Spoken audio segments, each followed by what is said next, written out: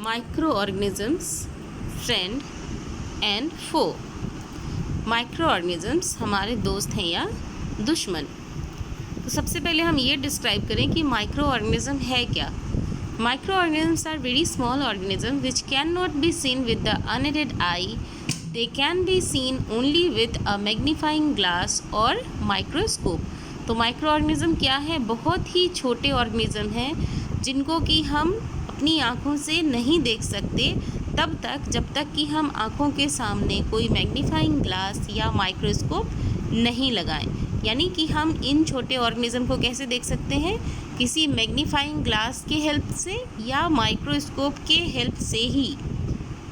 Microorganisms में भी unicellular और मल्टीसेलुलर। तो माइक्रोऑर्गेनिजम्स यूनिसेलुलर भी हो सकते हैं और मल्टीसेलुलर भी हो सकते हैं। दे मे एग्जिस्ट अलोन और इन कॉलोनीज, और वो अकेले भी होते हैं या अपनी कॉलोनी बना के रहते हैं।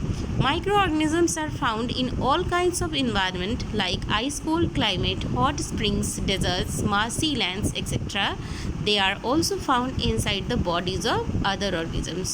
So here you can see in this line that microorganisms can be found everywhere.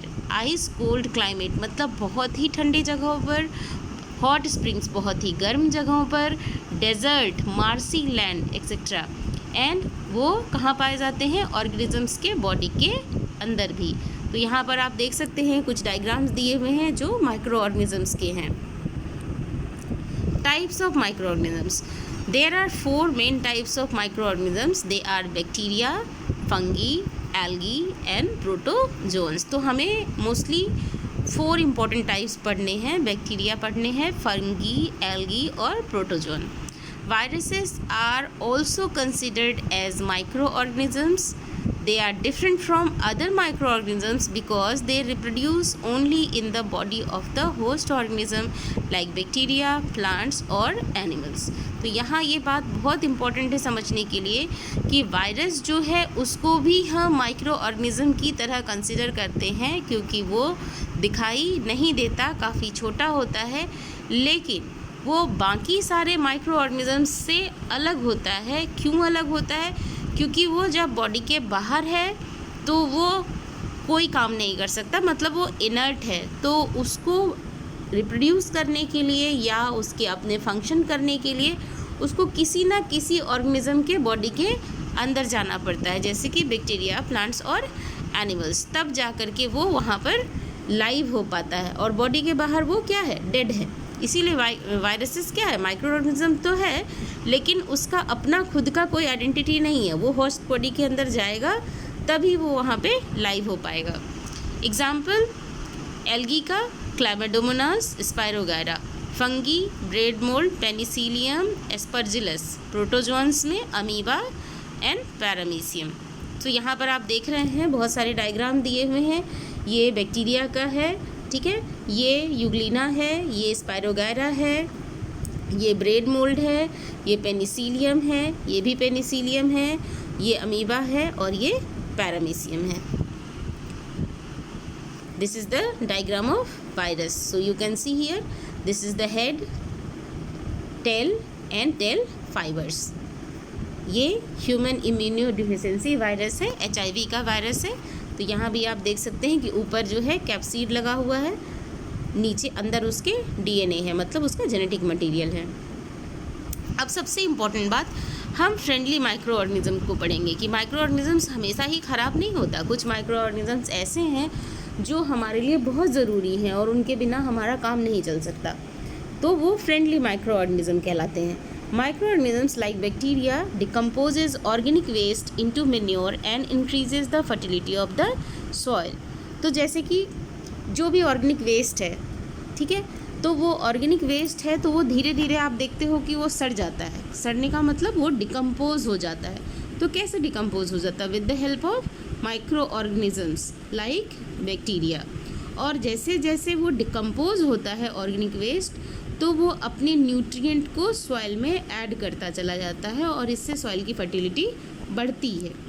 Micro organisms help in fixing atmospheric nitrogen into nitrogen compounds in the soil and increases the fertility of the soil. Same here, some of the microorganisms can fix atmospheric nitrogen into nitrogen compounds in the soil. तो क्या होता है कि actually जो atmospheric nitrogen है वो N2 molecule के form में पाया जाता है, और N2 को डायरेक्टली कोई भी प्लांट या एनिमल्स अपनी बॉडी में नहीं ले सकता।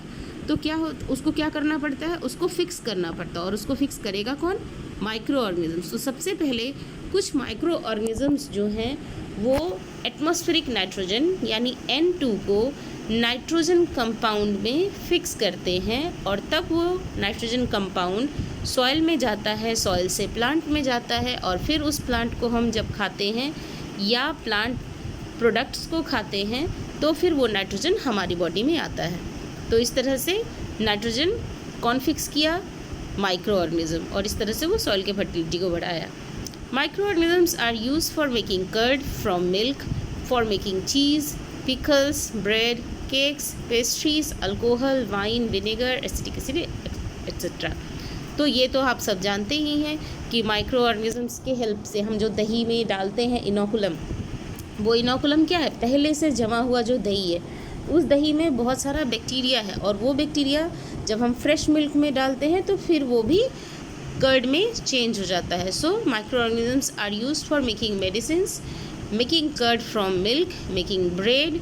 The fungus called yeast reproduces in flour dough and produces carbon dioxide during respiration, which makes the dough soft and helps in making bread, cakes, biscuits, pastries, etc.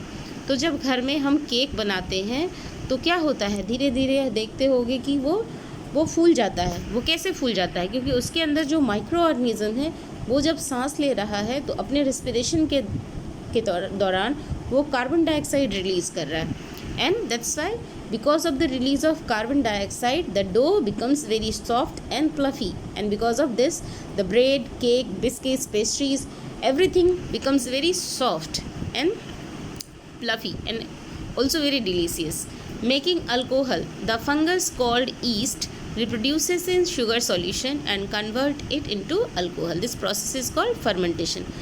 तो क्या होता है कि फंगस कौन सा फंगस, कुछ ऐसे फंगस जैसे ईस्ट, ये क्या करते हैं, शुगर सॉल्यूशन को धीरे धीरे डिकम्पोज करते हुए उसको कन्वर्ट करते हैं अल्कोहल में, और इस प्रोसेस को क्या कहा जाता है, fermentation.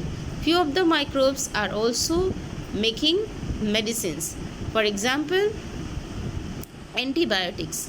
Some bacteria and fungi are used to make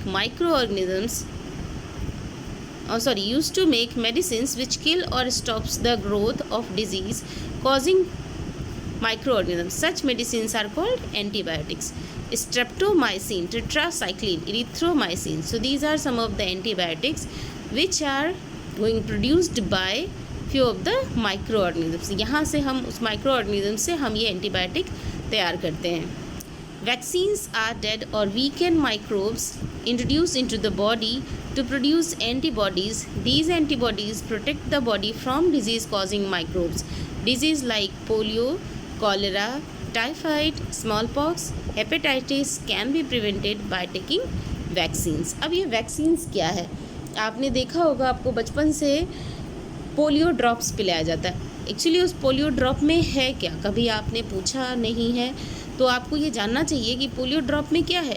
polio के ही वायरस हैं, तो जानबूझ के आपको वायरस पिलाया जा रहा है, नहीं, वायरस नहीं पिलाया जा रहा. एक्चुअली क्या होता है कि वो जो आपको दिया जा रहा है वो वीकेंड माइक्रोब्स है, मतलब उस माइक्रोब के आपके बॉडी में जाने से बॉडी को कोई नुकसान नहीं होगा, लेकिन एक फ़ायदा होगा. फ़ायदा ये होगा कि बॉडी पोलियो के वायरस को पहचान जाएगा. अब कभी भी सचमुच का पोलियो वायरस भी बॉडी में आया तो बॉडी क्या करेगा, उसके अगेंस्ट एंटीबॉडी बनाएगा और उस डिजीज़ से आपको बचाएगा. तो वैक्सीन क्या है, डेड और वीकेंड माइक्रोब्स हैं जो जानबूझ करके बॉडी के अंदर इंट्रोड्यूस किए जाते हैं ताकि बॉडी क्या करे, पहले से ही एंटीबॉडी बना के रखे. So today we have discussed useful microorganisms. For the next class we will discuss harmful microorganisms.